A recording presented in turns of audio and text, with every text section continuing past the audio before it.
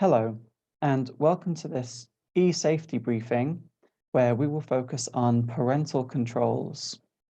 My name is Philip Hampton. I'm the computing coordinator. I also teach a Year 5 class, and I teach all the computing lessons here at Norfolk Manor Primary School. Today we're going to talk about parental controls, and I can give you an overview of what's available and what's out there for you to go and have a look at in more detail later. A lot of the information that I'm going to talk about today has come from this website, internetmatters.org. And on their website, they've got a great number of very detailed guides for how to set up devices safely. And as you can see on the left-hand side, they've got a list of, under setting controls, different guides for you to look at: social media guides, gaming platform and devices, smartphones and other devices. And on the right-hand side, there's just an example of all of the different guides they have for just tablets and smartphones. There's guides for every brand and every type of device that you or your children might use at home. So I can only give you the Bob Ross style broad strokes, and then if you wish, you can go and look into this in much more detail. Some of these guides are 20 to 30 pages with screenshots and pictures and explanations of exactly how to set up parental controls on any one of these devices. So you can follow them step by step and set up precisely the sort of controls that you would like to make sure that your children are using the devices in the safest possible way. All of the links for this website and to some of the guides will be in the description that will accompany this video. So you can click on the links and go directly to the source where I've got a lot of this information and really find the guides that will be most appropriate and most useful to you. I still think it's useful to follow along with this briefing though, just so you can see what's available and what's out there. And then there's a good starting point for finding further, more specific information related to you. So here's a list of what I'm going to be talking about in this briefing, and it is focused on you, the parents, and for your parental controls. I've done separate assemblies recently for the children on ESafety, and all of the children have ESafety lessons, so they are taught how to stay safe on the internet. So all this information is focused on how you as parents can set up the list of devices on the left-hand side.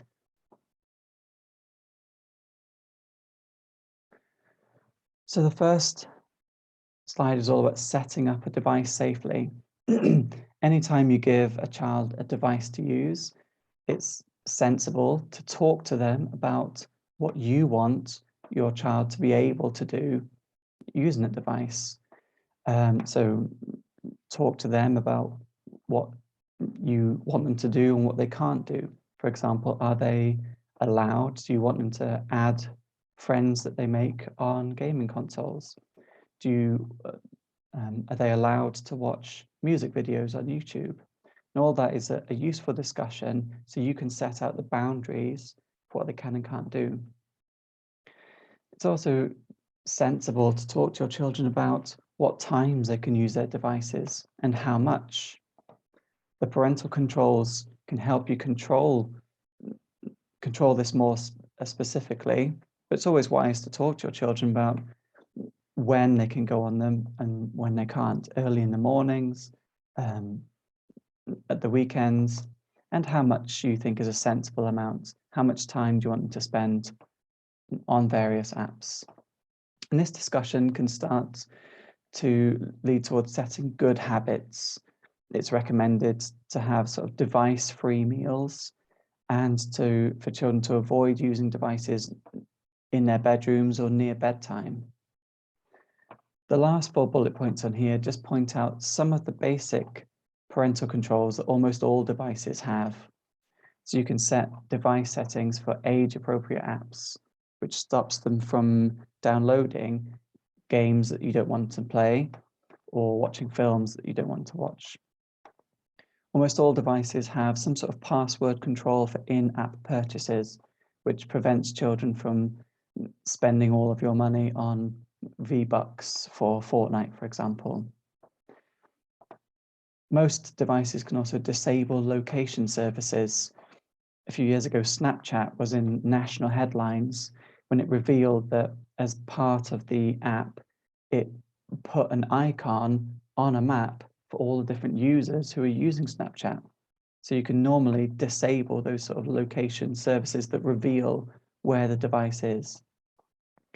And you can also set restrictions. You only download apps that you're happy with. And sometimes that's a passcode or something else. So those 4 bullet points, almost all devices have. The first thing I'm going to talk about is Google Safe Search, because that's available on almost every sort of device you can think of, laptops and PCs and also phones. So on all of them, Google offers a safe search that filters explicit content. This is on, well, these screenshots are from a laptop, but whether you're logged in with your Google account or not, you can still turn it on. So if you're not logged in, on the left-hand side, there's a gear to get to the settings, and then you can toggle on the explicit results filter. You can just turn it on, and even Google admits it's not 100% accurate, but it can help you avoid most violent and adult content. And if you're logged in with your Google account, you can find or search for the explicit results filter and just turn it on or off. I have to admit, it's not the easiest thing in the world to find. I had to search for it and really set out to go and find it.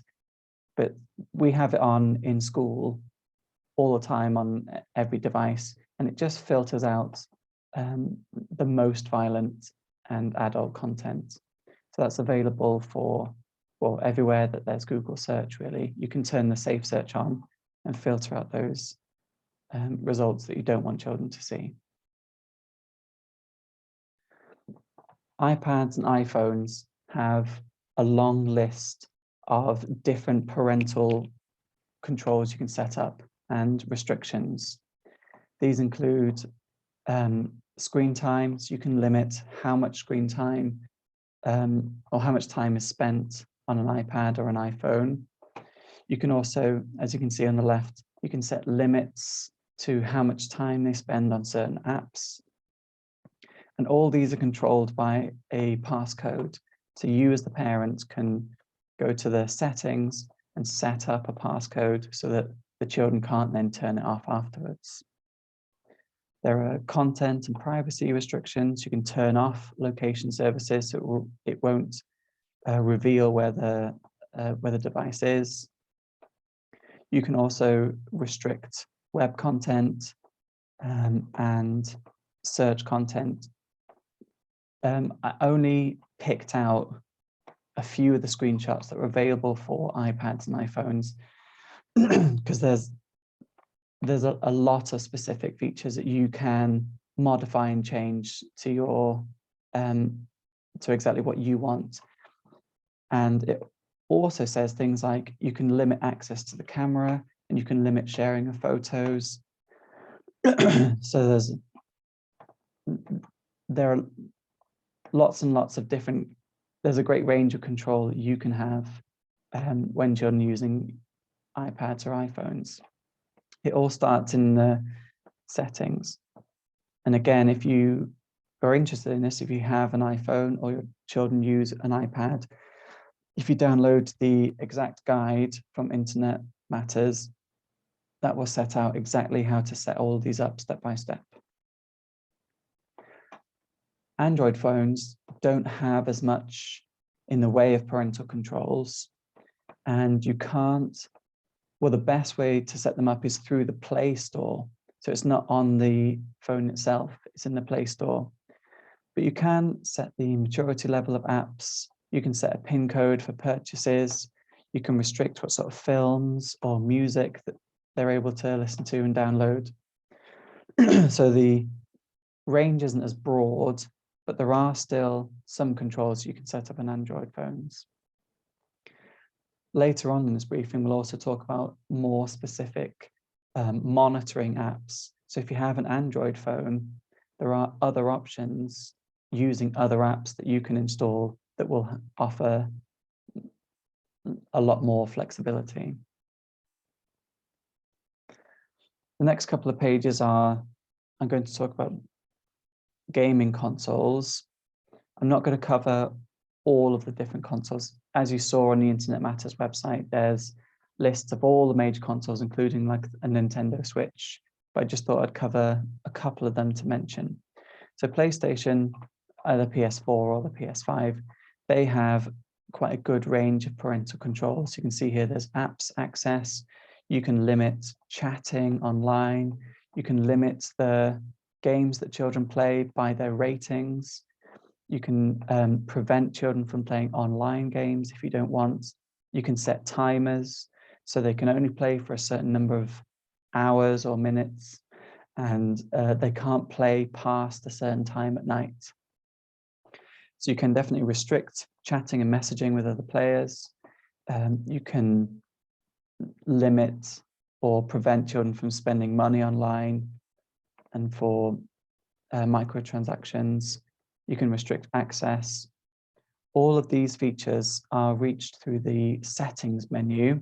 And I've just picked the top settings menu. So in settings, you go down to family and parental controls.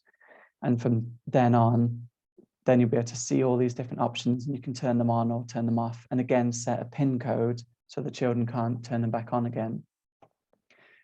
In the actual guide, it does show screenshot by screenshot how to get to all of these different features to turn them on and off.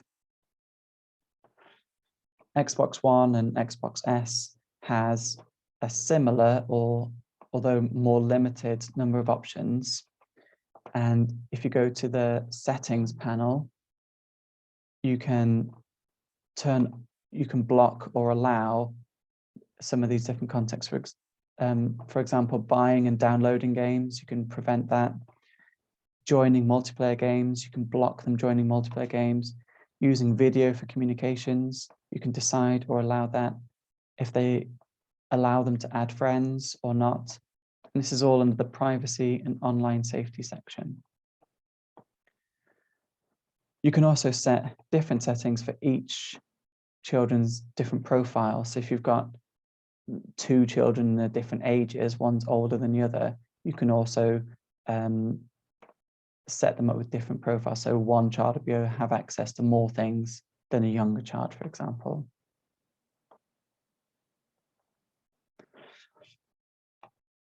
YouTube Kids is easy to recommend from a parental control point of view. For a start, only videos that are specifically made for children are allowed to be uploaded to YouTube Kids. So straight away, it filters out a lot of the inappropriate videos and inappropriate content that YouTube would normally have. Alongside that, YouTube Kids has quite a good range of parental controls, including you can turn off the search function. So children can only watch videos that are recommended to them and they can't search for specific things. All of these options are hidden behind a passcode. So you set the passcode and then children can't get around it. On YouTube Kids, there are timers. You can set time limits for how much time they can spend watching YouTube apps. And once you've done that, it takes the onus off you and can avoid arguments and complaints. If the time is up, the time is up. I also quite like that on YouTube Kids, you can be more specific about what age range of videos you want your children to watch. So there are videos for preschool children, school-age children, and all of them. So even within YouTube Kids, there is still flexibility to set even more parental control.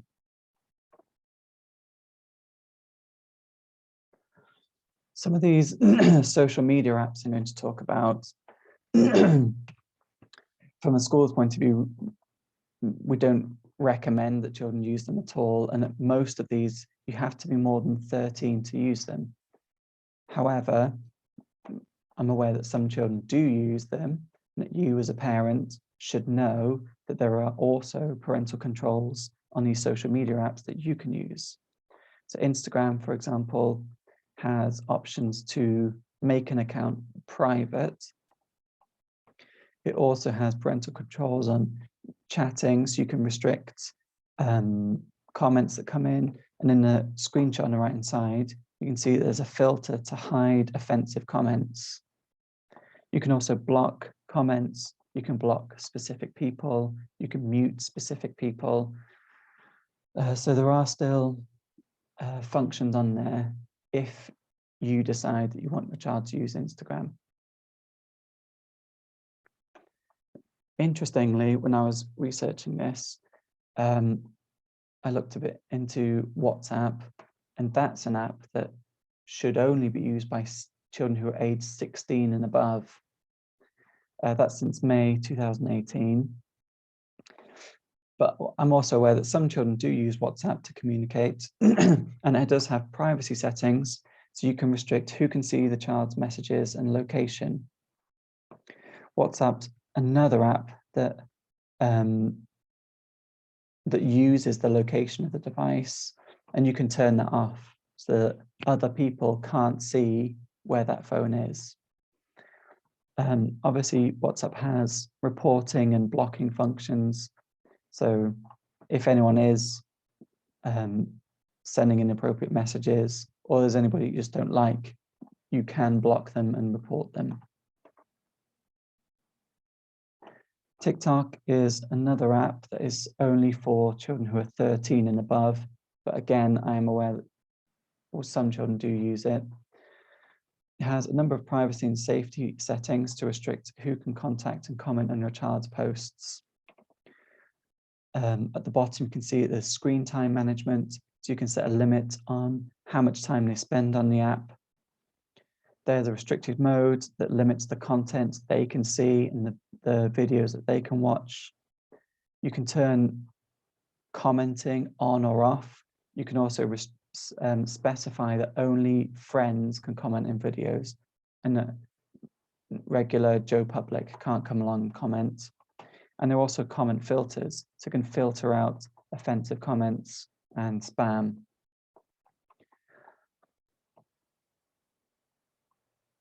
Here are some apps. If you think that some of these parental controls aren't quite enough, there is another option, sort of a next level, and that some of these monitoring apps are a lot more thorough.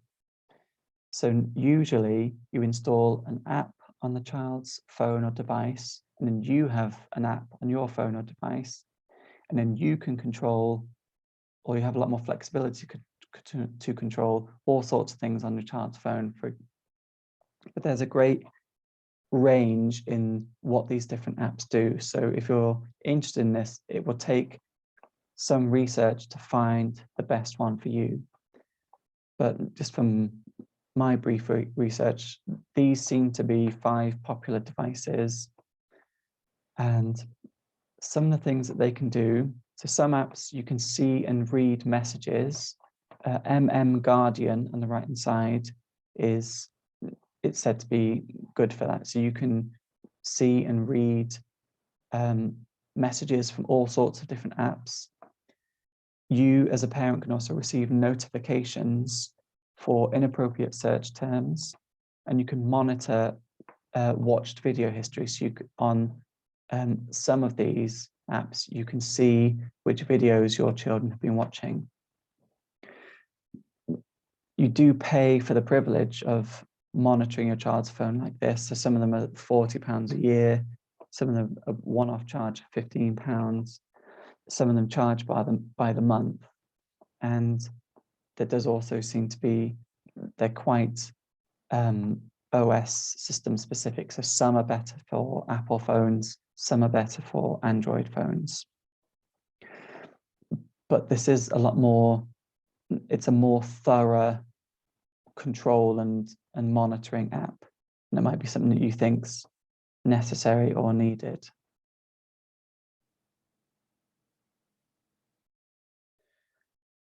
Well, I hope you found this overview useful.